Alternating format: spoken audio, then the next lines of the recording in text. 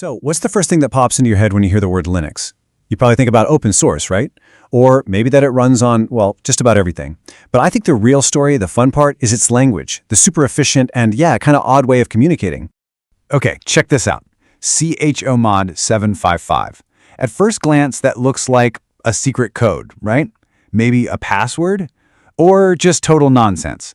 But what if I told you this is a completely normal thing to say in the world of Linux? Believe it or not, it's a perfectly reasonable command. All it means is, hey, make this file something that anyone can run, but only I can change. And this quirky, super efficient way of talking is really at the heart of one of the most powerful and widely used operating systems on the entire planet. To really get Linux, you kind of have to understand its culture.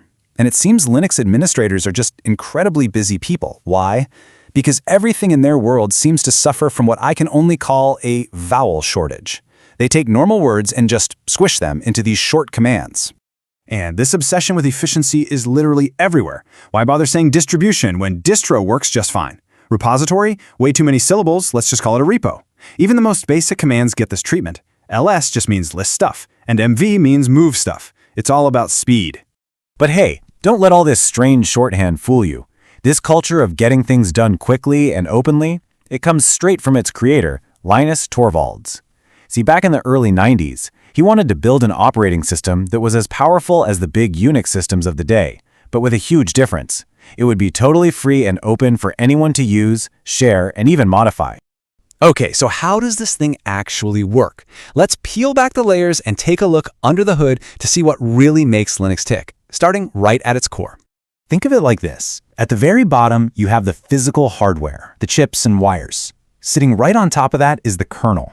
This is the absolute heart of the system. It's the master controller that talks directly to the hardware, managing memory, scheduling what the processor does, all the low-level stuff.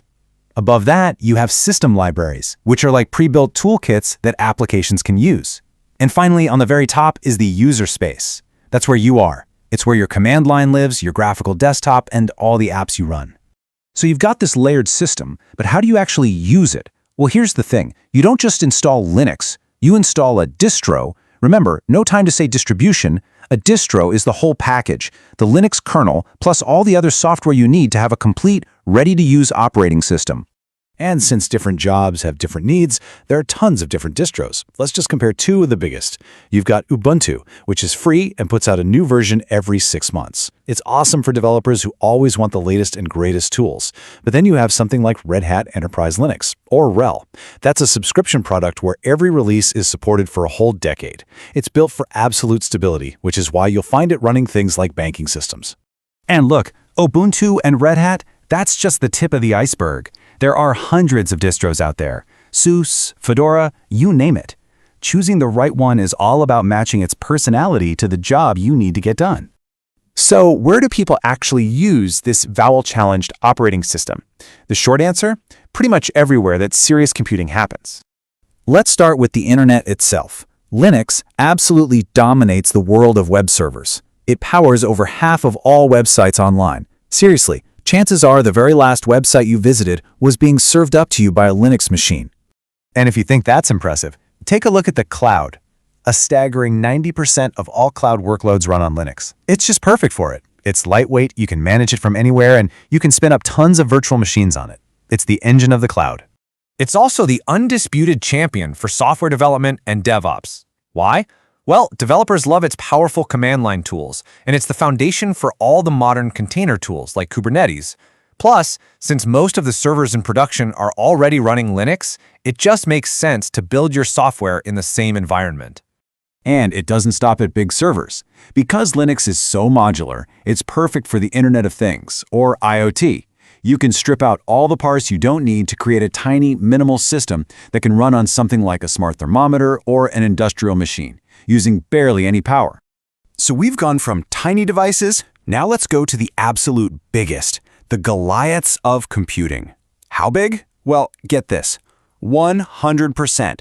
Every single one of the world's 500 fastest supercomputers runs on Linux. Researchers literally take the kernel and modify it to squeeze every last drop of performance out of the hardware for their gigantic calculations. So what's the secret sauce here? How did this quirky, community-built project become this global powerhouse that basically runs the modern world? Well, it really just boils down to a few key things. First off, it's open source. Anyone can look at the code and help make it better, which means it evolves incredibly fast. Second, as we've seen, it is unbelievably adaptable. It can be a tiny brain for a smart device, or the operating system for a world-class supercomputer. And third, it is just ruthlessly efficient, built from the ground up for pure performance. You know, it's fair to say that if cutting syllables were a real performance benchmark, Linux would top that chart with no competition.